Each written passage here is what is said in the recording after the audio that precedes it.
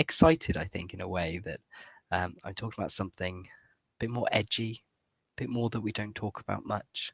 Um, I think sex is definitely something isn't generally in our everyday conversations, and especially I think with men and our approach to sex, what goes on for us isn't talked about at all as far as my experience in the everyday. So here's what I offer. I hope you find it really interesting and helpful. I hope it opens up conversations for you, and let me know your thoughts. Men can find themselves hurt, frustrated, and bewildered when it comes to sex. It can be the source of many struggles in their relational encounters. Why is this? Well, firstly, men are taught that they need regular sex. Society teaches us that we need it, the sexual release, that if we don't, we'll implode, wither away, or go crazy. And whilst acknowledging biological drives, we need and accept this.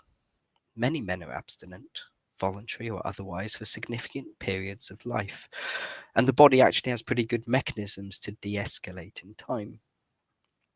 Such men are still thinking, free, and responsible human beings.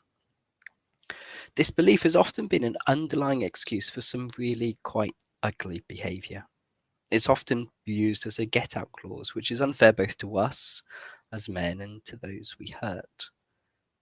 It also becomes a powerful justification for two further messages men are taught that can screw us up when it comes to sex.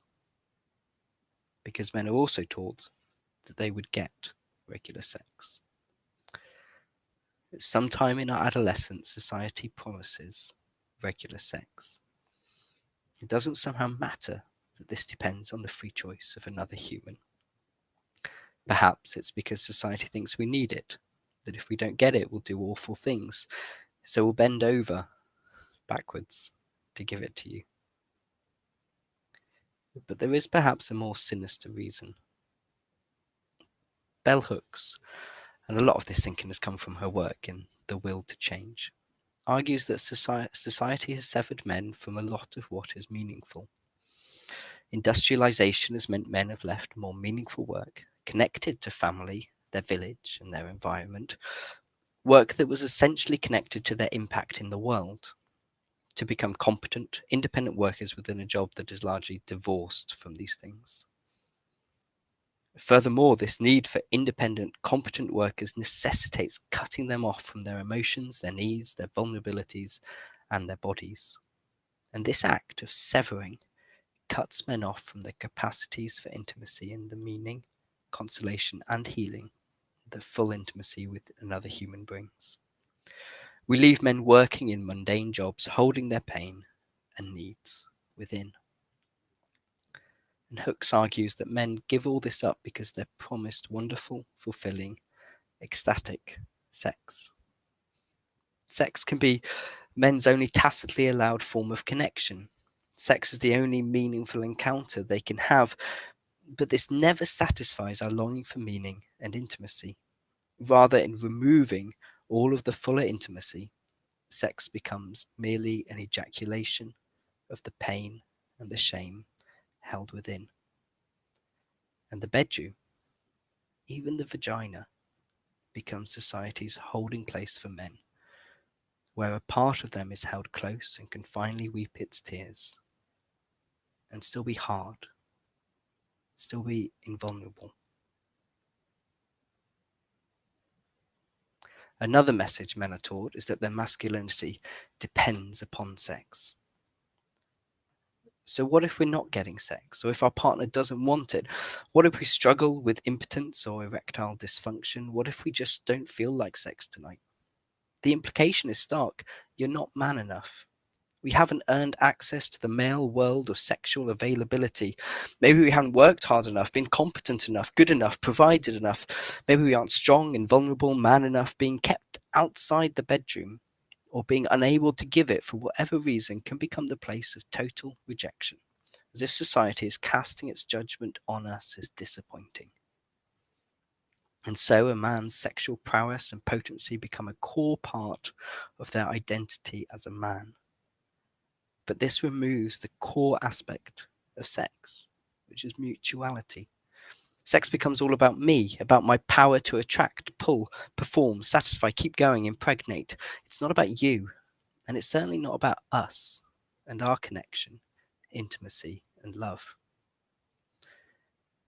And all these expectations of ourselves, of our partner to provide sex, and of the sex to be amazing, all of this is exacerbated by the sexualization in our culture and can be raised to an almost excruciatingly impossible height by pornography. We may find ourselves pulled into using porn as part of being a man.